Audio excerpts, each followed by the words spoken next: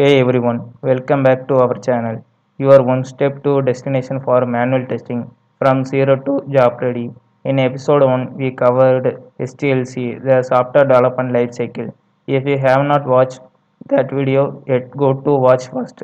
The link in the description below. Today in episode 2, we are going to cover STLC, the software testing life cycle. Now you might think STLC, what is the difference? Don't worry, by the end of the video, you will be able to watch and explain in it review clearly. So let's dive in. Make sure hit the like button so you don't miss in the single episode in this series. What is STLC versus STLC? STLC stands for Software Testing Lifecycle. In the sequence of the specific activities that is the testing team follows to ensure the software quality standards are met. Now let me give super simple way to remember difference between STLC and STLC. STLC is a whole movie. STLC is one of the important scenes in that movie, the testing scene. In STLC, all teams are involved: business analyst, developer, QA, project manager. In STLC, it is primarily the testing team and QA leaders, testers, and test engineers. The output of STLC is the working software. The output of STLC is a quality assured software that tests reports. Both have a six phases, but they are complete different phases. Let's look at the six phases of STLC now. Six phases overview. Here are the six phases of STLC. Notice something special about each phases. Has a entry criteria and exit criteria. Entry criteria means what is input or condition must be ready before this phase can begin. Exit criteria means what output or condition must be produced to consider the phase complete. This is a very important concept and it is comes up into constantly. Let me quickly read through all six. Phase 1, requirement analysis. Phase 2, test planning.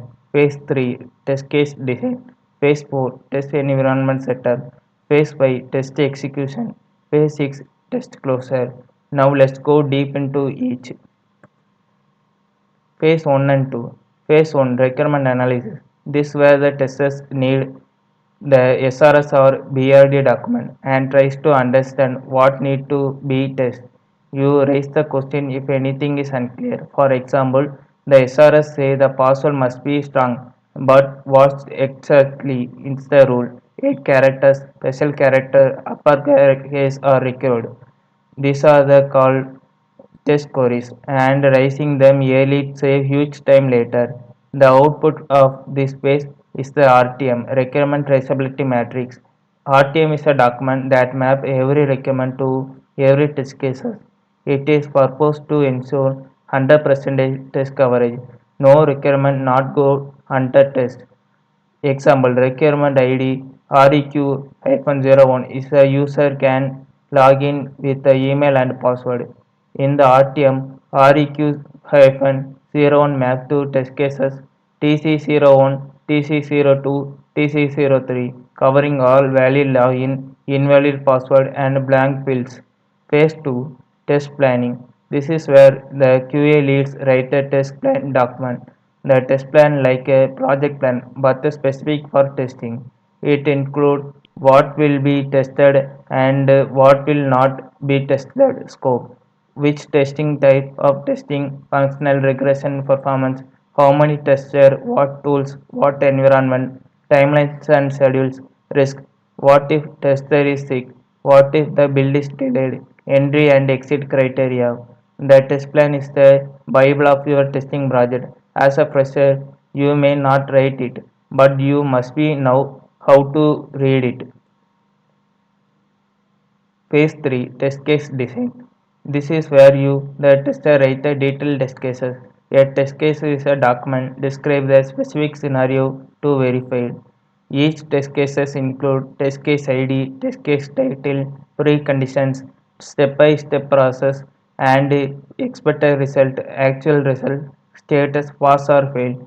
When writing the test cases, always cover the three types. Number one, positive test cases. Value data, happy path. And number 2, negative test cases, invalid data, wrong inputs. Number 3, edge and boundary cases, minimum and maximum values. For example, for a login page, positive valid plus valid password, user logins.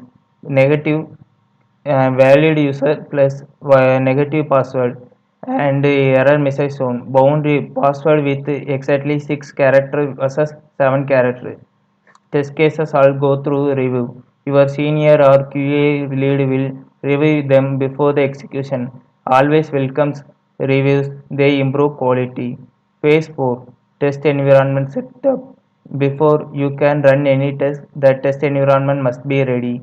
The environment is basically the setup, server, application, database, test data, everything configured to match the real conditions.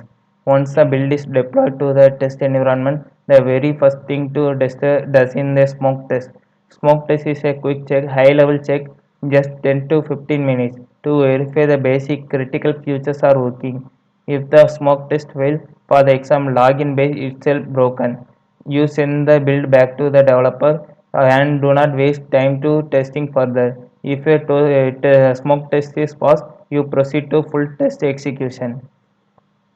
Phase 5, test execution. Test execution and is the heart of STLC. This is where you actually run all your test cases.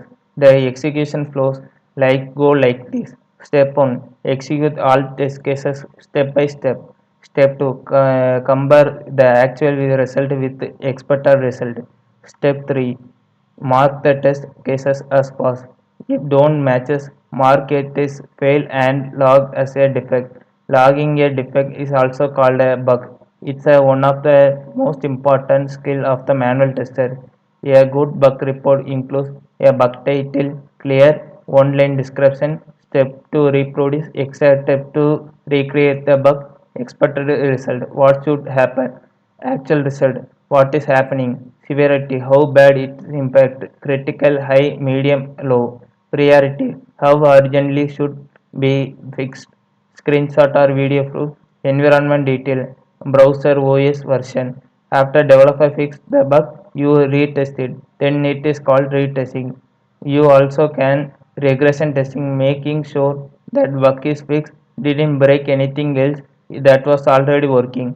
You tracking in the daily progress using test metrics, test cases executed, passed, failed, blocked. This is the report to the manager every day. Phase 6, test closure. Test closure, the final process. Many freshers don't know about this phase, but it is very important. Test closure happen when the testing is completed and you are ready to sign off for product deployment. The main output of the test closure report, a document that contains total test cases, many writings, how many executed, pass percentage, for example 90% pass rate, defect found, how many how many found and how many fixed, and test coverage achieved. Final go or no go recommendation. You also conduct a lesson learned session.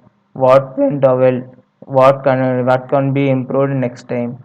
This is a shared with your whole team. As a tester, when you sign up this document, you are the putting your professional stamp on the quality of the product.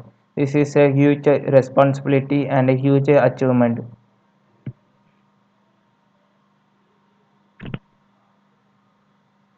STLC in Agile.